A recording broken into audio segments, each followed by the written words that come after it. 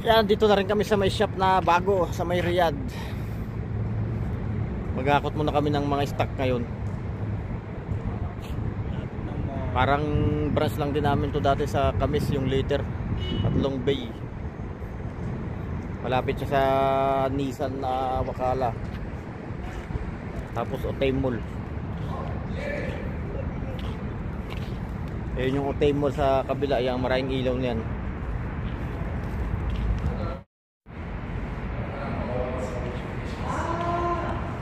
Dalawa yung lifter ng sasakyan. Isang bay. Sayo bakta. Ayun pa isang lifter namin. Nakalam mahal. Ayun. Wala pa yung mga ibang ilaw dito sa taas. Ito yung mga toolbox. Ito yung bay namin. Isa lang.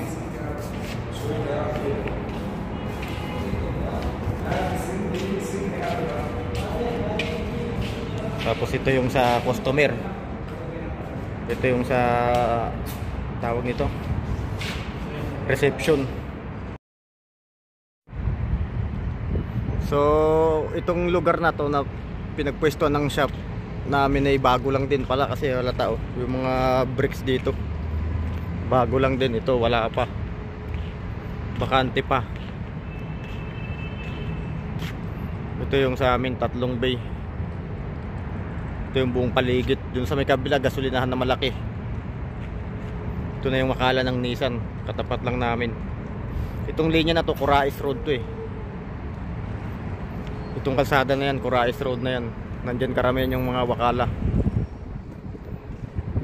Tignan naman natin dun yung ano, yung stock room or warehouse. Ito namin nilalagay yung mga langis.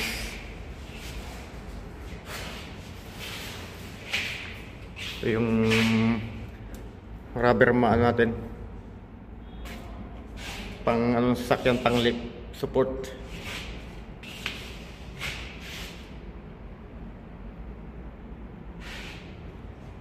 Tingnan natin yung linisan natin doon.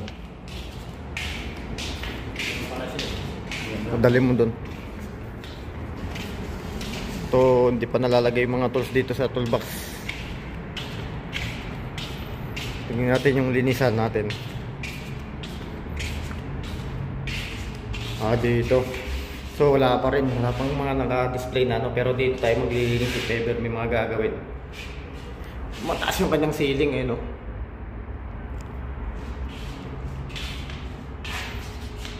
Hindi ko lang alam kung yung compressor dito din ipopwesto.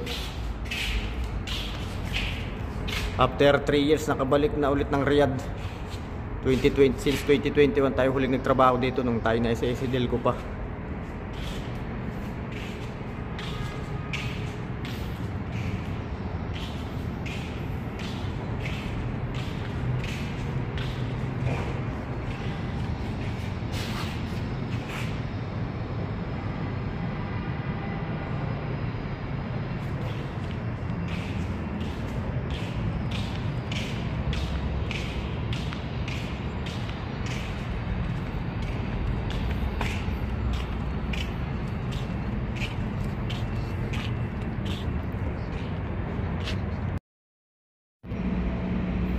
Ayan yung likod ng aming shop. Still ginagawa pa rin pala tong likod na to. Ano kaya ang gagawin nila dito? Tapos ito mga residential na yan, kabahayan na. Ito yung CR, comfort room.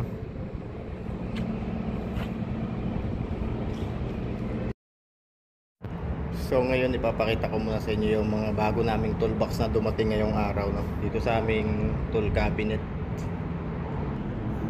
Ayan yung mga toolbox namin. Yung set ng impact sockets, yung ginagamit sa mga gulong or pang drill. Ito yun. Tapos ito yung set ng mga pliers natin tsaka long nose. dito naman yung mga screwdriver. Hindi ko nabubuksan yan kasi alam nyo na may tsura ng screwdriver.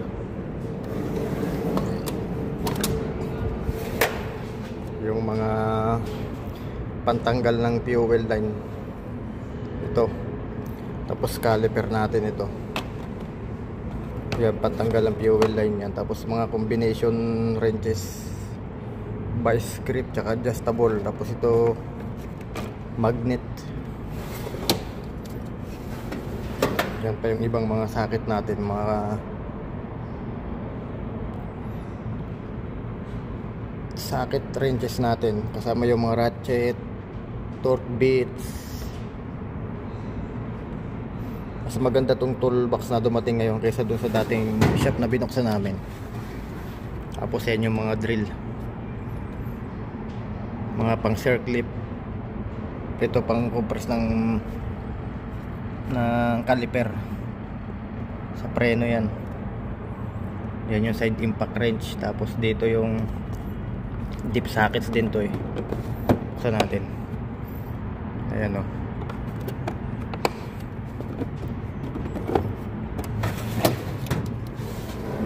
Ito mga mating fender cover. Tapos dito ano ba to? Hindi ko yata ito nabuksan kanina eh. Buksan nga natin.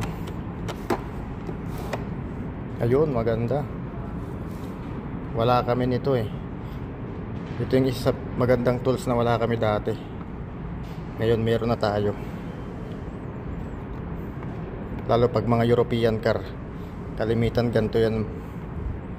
Mga torque bits ang gamit. Tapos ito, mga combination wrench namin. Itong maganda. Simula 6 hanggang 32 mm magkakasunod talaga siya. Wala siyang paktaw. Pati 23 meron. 26, 25.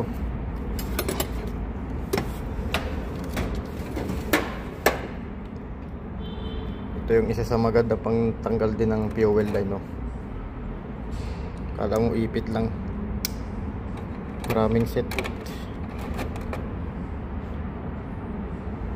Tapos yung torque wrench natin. Tapos 3/8 drive na gamitin to pag mga spark plug na dukutin. Yun lang. Ito wala na. Ito pa pala.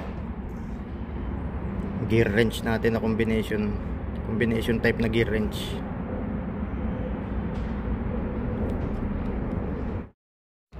Ito naman yung compressor na gamit namin sa shop. Hindi ko alam kung sino ang nag-provide nito, kung dito ba to sa buong complex o pre-provide ng Lucas. 3-phase to na ilang horsepower ba, tingnan natin. Ilang horsepower ba to? 3-phase motor to, single piston, pero malaki yung piston niya. Yan o.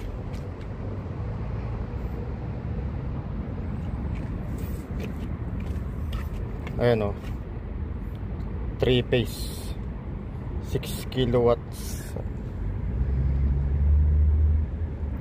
Ayan, 7.5 horsepower.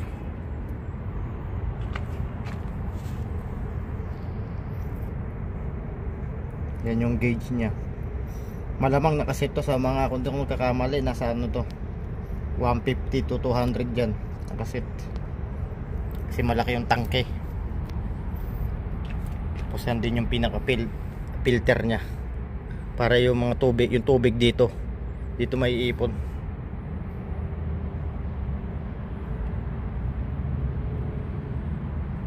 Ayan o, kanyang breaker.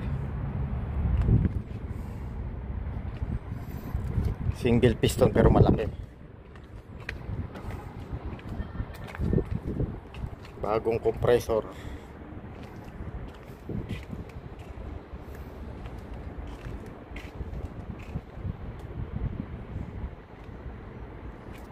Tapos dito yung ano nya, switch.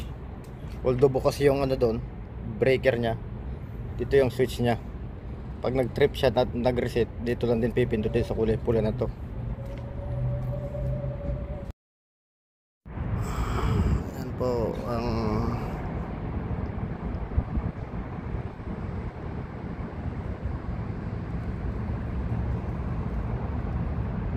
Init.